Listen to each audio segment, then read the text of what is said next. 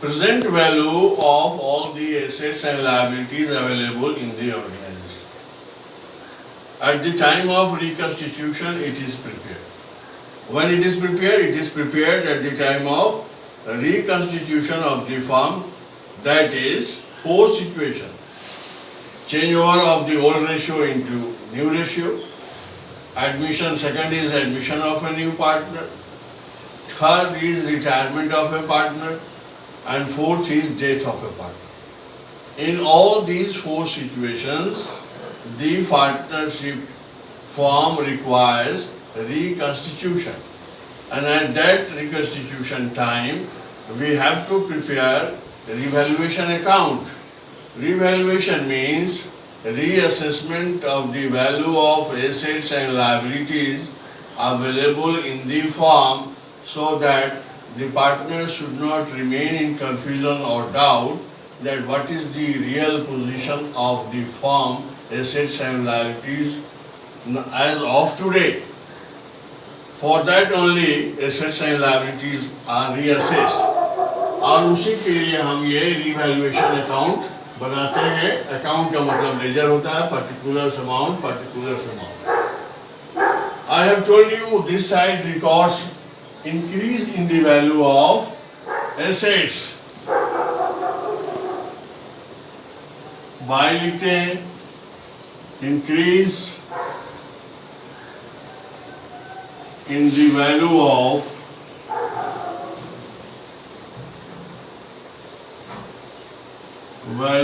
assets. I told you that the revaluation account is prepared on the basis of nominal account formula. The formula of nominal account is debit all expenses and losses, credit all incomes and gains. Since increase in the value of asset is a gain and decrease in the value of assets is loss, so decrease will be recorded here to decrease in the value of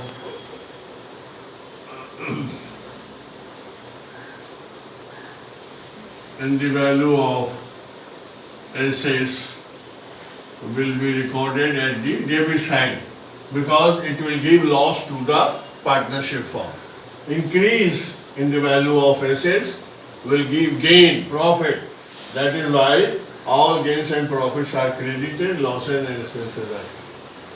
दूसरा हम लोग को profit होता है जब liability का value decrease करता है, बाय डिक्रीज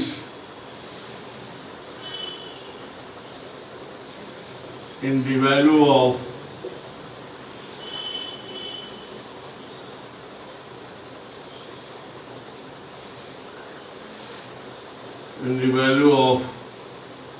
liabilities. एसेट्स क्या होता है, लायबिलिटीज क्या होता है, वो सब क्वेश्चन पेपर में दिया होता है. एसेट में लिखा रहता है, लायबिलिटीज में लिखा रहता है. एसेट्स में लैंड, बिल्डिंग, फर्नीचर, कंप्यूटर और स्टॉक, ये सब डेटर, ये सब जो होते हैं वो एसेट साइड में होता है.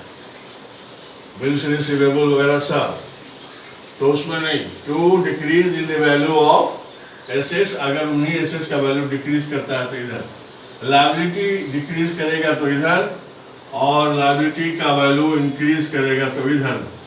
To increase in the value of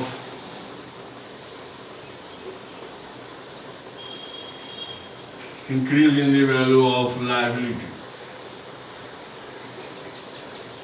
इतना बात याद रखना है. फिर इधर हम लोग लिखते हैं अनरिकॉर्डेड लायबिलिटी. अगर कोई एडजस्टमेंट में दिया हुआ है लायबिलिटी के बारे में कि ये जो बैलेंस शीट दिया है उसमें नहीं रिकॉर्ड हुआ है, तो उसको यहाँ हम लोग रिकॉर्ड कर लेंगे.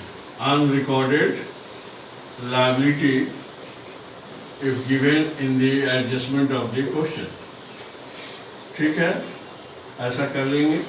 इधर हम लोग अनरिकॉर्डेड एसेट्स अगर कोई दिया हुआ, अनरिकॉर्डेड एसेट्स इधर रिकॉर्ड कर दें।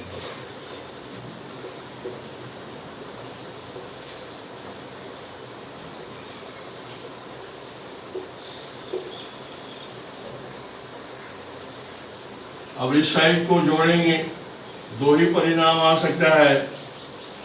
अगर क्रेडिट साइड बड़ा होगा और ये साइड छोटा होगा तो जो डिफरेंसिंग अमाउंट होगा वो यहाँ लिखा जाएगा, उसको हम लोग टू रिवैल्यूएशन प्रॉफिट लिखते हैं। टू प्रॉफिट जितने का डिफरेंस होगा यहाँ लिख देंगे और दोनों साइड को बराबर कर देंगे। और अगर लॉसेस साइड, डेबिट साइड बड़ा होगा, ये साइड छोटा होगा तो फिर लॉस होगा, इधर हम लोग बाय लॉस लिख देंगे और फिर दोनों साइड को हम लोग बराबर कर देंगे। ये दो परिस्थिति हो सकती है, दोनों में कोई एक प्रॉफिट की परिस्थिति आ सकती है, लॉस की प्रॉफिट आ सकती है। प्रॉफिट आएगा तब भी सारे पार्टनर को उनके ओल्ड रेशियो में बांट देना है। ए बी सी तीन पार्टनर है, तीनों को लॉस भी आएगा तो तीनों पार्टनर को डेबिट करना होगा। A B C old ratio में, ठीक है। जर्नल एंट्री बहुत ही इंपॉर्टेंट है। कभी कभी खाली जर्नल एंट्री पूछा जाता है क्वेश्चन में, और बच्चे नहीं कर पाते हैं तो उनको मार्क्स नहीं मिलता है। जर्नल एंट्री बहुत आसान है। जर्नल का फॉर्मेट आप सबों को बनाने आता है, 11 से बना रहे हैं आप। ऐसा जर्नल लिख करके ऐसा फॉर्मेट बनाएंगे।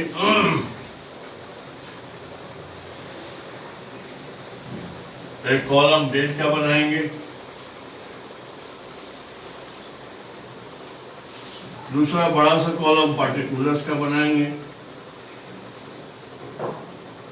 एक छोटा सा कॉलम एलएफ का बनाएंगे। बनाइए जल्दी जल्दी, आप अपनी कॉपी पे बनाइए। दो कॉलम अमाउंट का बनाएंगे, डेबिट और क्रेडिट का। अमाउंट डेबिट, अमाउंट क्रेडिट, ऊपर में ऐसे डेबिट और क्रेडिट लिख देंगे। यहाँ एलएफ लिख देंगे, यहाँ पार्टिकुलर्स लिखेंगे,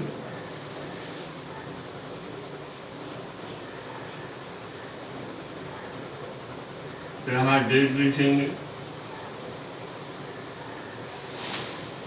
ठीक है।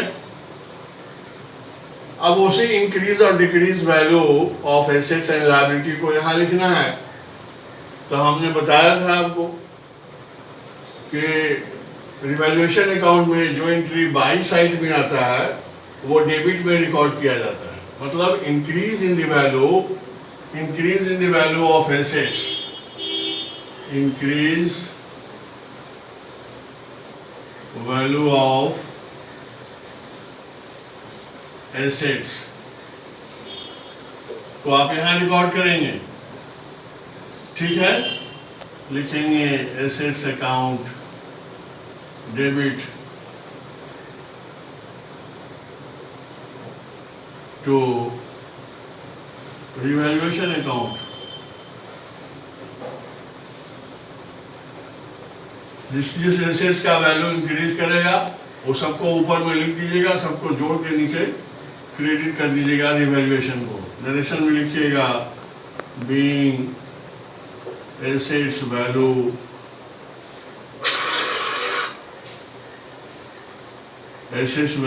Increased,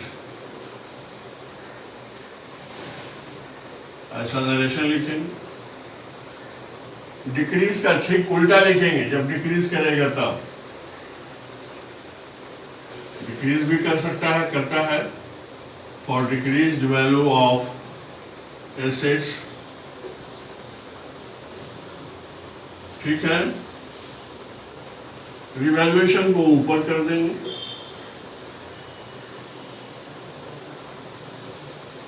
revaluation account,